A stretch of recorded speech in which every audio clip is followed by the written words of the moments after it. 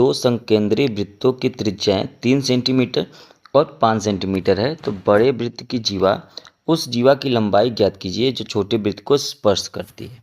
देखिए, एक छोटा वृत्त है, ठीक है, और उसके बाद एक बड़ा वृत्त है। ठीक, तो यहाँ पर एक छोटा वृत्त हो गया और एक जो है बड़ा वृत्त हो गया। यहाँ पर आपको ये समझना है कि प्रश्न में देखिए क्या कह रहा है कि इनकी जो त्रिज्याएं हैं, एक की जो त्रिज्या है वो 3 सेंटीमीटर है और जो दूसरे की त्रिज्या है वो 5 सेंटीमीटर है।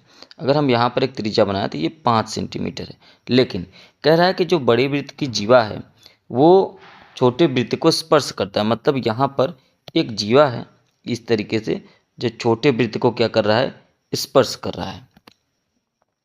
तो ये जीवा हो गया और छोटे वृत्त को स्पर्श भी कर रहा है।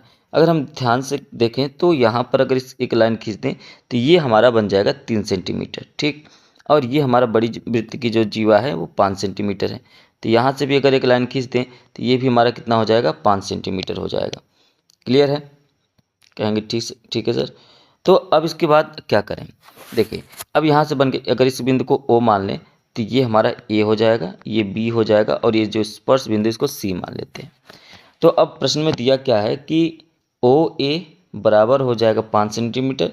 आप यहाँ पे लिखेंगे दिया है, क्या दिया है, OA बराबर जो OA है वो 5 सेंटीमीटर, मतलब ये जो बड़ी त्रिज्या है ये आपका 5 सेंटीमीटर है। और दूसरा जो है OC, मतलब ये जो दे रखा है वो आपका 3 सेंटीमीटर दे रखा है, ठीक है। तो इतनी बात आपको समझ में आ गई होगी। अब देखिए यहाँ पर जो CA है वो बराबर हो जाएगा CB के, मतलब ये जो CA है ये CA ये बराबर हो जाएगा CB के। क्यों हो जाएगा? क्योंकि यहाँ पर लिख देंगे केंद्र से खींचा गया लंब जीवा को समद्विभाजित करता है। आप यहाँ बगल में लिख देंगे केंद्र से खींचा गया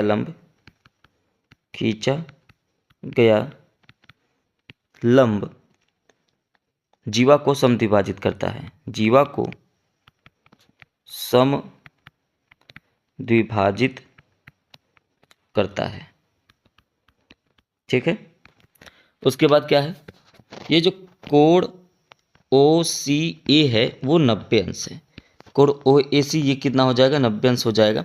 ऐसा क्यों? क्योंकि केंद्र से स्पर्श बिंदु से जो खींची गई रेखा होती है स्पर्श रेखा पर लंब बनाती है। तो ये इसको भी आप चाहें तो लिख सकते हैं कि केंद्र से स्पर्श बिंदु से खींची गई रेखा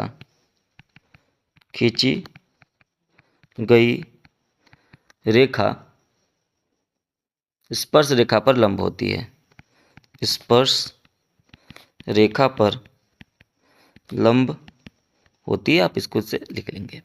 अब देखिए अगर हम यहाँ पे पाइथागोरस प्रमेय लगाएं तो अगर आप देखें तो यहाँ पर ये जो है अगर ये हमारा बेस हो जाए तो यहाँ पर ये हमारा क्या हो जाएगा, तो कहेंगे ये लंब हो जाएगा और ये हमारा क्या हो जाएगा, कर्ण हो जाएगा। तो कर्ण 5 दे रखा है, लंब कितना है वो 3 दे रखा है, ठीक है। तो आप यहाँ पे कहेंगे, क्या कहेंगे कि पाइथागोरस प्रमेय से समकोण त्रिभुज OCA में देखें तो कर्ण का स्क्वायर बराबर हो जाएगा लंब का स्क्वायर प्लस आधार का स्क्वायर। कर्ण कितना दे रखा है तो कहेंगे 5 का स्क्वायर, लंब कितना दे रखा है तो कहेंगे 3 का स्क्वायर, है ना, और प्लस अब आधार कितना है तो आप कहेंगे CA, हम यहाँ पे मान लेते हैं CA का स्क्वायर। 5 का स्क्वायर 25 हो जाएगा, 3 का स्क्वायर 9 हो जाएगा, CA का स्क्वायर 9 को आप इस तरफ भेज दीजिए, 25 - 9 बराबर CA का स्क्वायर, मतलब आधार का स्क्वायर। ये 16 हो गया बराबर CA का स्क्वायर।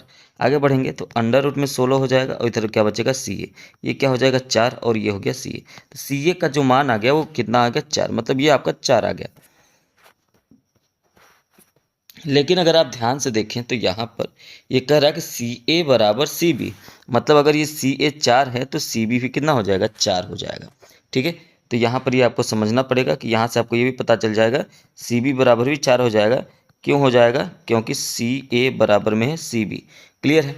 अब दूसरी बात आपसे पूछा क्या है, कह रहा कि जो बड़े वृत्त की जीवा है उसकी लंबाई, तो बड़े वृत्त की जीवा की लंबाई कितनी हो जाएगी, तो बड़े वृत्त की जो जीवा है वही तो है AC प्लस CB बराबर AB ही बड़े वृत्त की जीवा है ना, ये बड़े वृत्त की जीवा, ये बड़े वाला। तो आप कहेंगे कि ए सी 4 दिया है और सी भी 4 आ गया है, तो ये ए बी के बराबर आ गया, मतलब आप कहेंगे कि ए बी बराबर जो है हो गया वो कितना 8 आ गया। यही आपका क्या हो जाएगा, आंसर हो जाएगा।